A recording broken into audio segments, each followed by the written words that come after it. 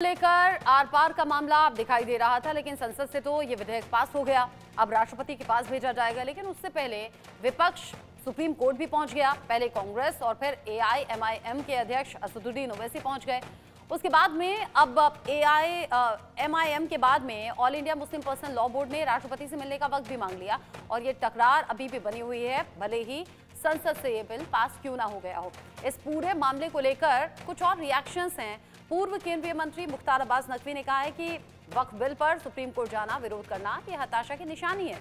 सुनिए।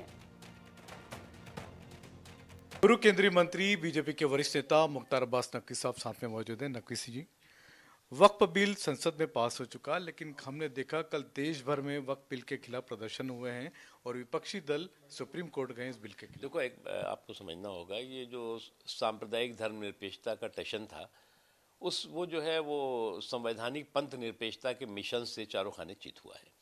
और मैं इसलिए कह रहा हूँ कि जो लोग जो है वो सांप्रदायिक धर्मनिरपेक्षता की सियासत के जरिए जो संवैधानिक पंथ निरपेक्षता की विरासत है उसको जो है वो हाईजेक करने की कोशिश कर रहे थे, वो नाकाम हुए हैं। जहाँ तक सवाल है, जो लोग इसके लिए लेकर के दुष्प्रचार कर रहे हैं कि भय का माहौल पैदा करने की कोशिश कर रहे हैं कि साहब वक्फ आ गई तो सारे धार्मिक स्थलों पे कब्जा हो जाएगा, ये हो जाएगा, वो हो जाएगा, वो बिल्कुल बेवकूफ़ बनाने की कोशिश कर रहे हैं।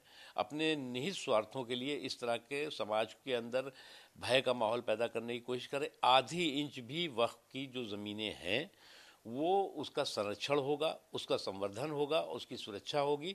ये बात खुद जो है वो सरकार ने स्पष्ट किया है।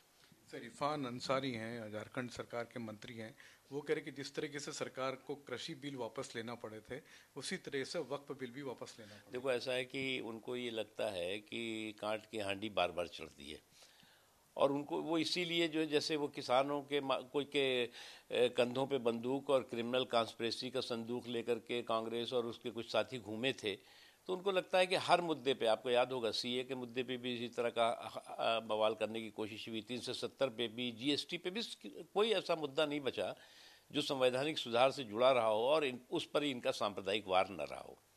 सर, एक सवाल पश्चिम बंगाल को लेकर के है। ममता बनर्जी वहाँ पर जो रामनवमी पर जो कुछ यात्राएं निकल रही हैं उसको लेकर के काफ़ी गुस्से में और काफ़ी सख्ती दे रही हैं, और कह रही हैं कि हम यहाँ पर किसी भी तरह की यात्रा नहीं होने देंगे।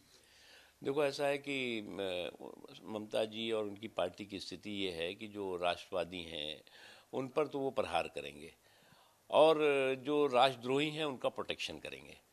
तो इस तरह का प्रहार और प्रोटेक्शन का उनका जो पॉलिटिक्स है वो पूरी तरह से एक्सपोज हो रही है। डॉक्टर मुख्तार अब्बास नकवी साहब, जिनका कहना है कि इस तरह की बातें अब नहीं चलेगी कि कृषि बिल वापस हो गया तो ये भी वापस हो जाएगा, क्योंकि ये बिल मुसलमानों के हित में लाया गया बिल है। कैमरामैन सुधीर के साथ संजय शर्मा, इंडिया न्यूज़ दिल्ली।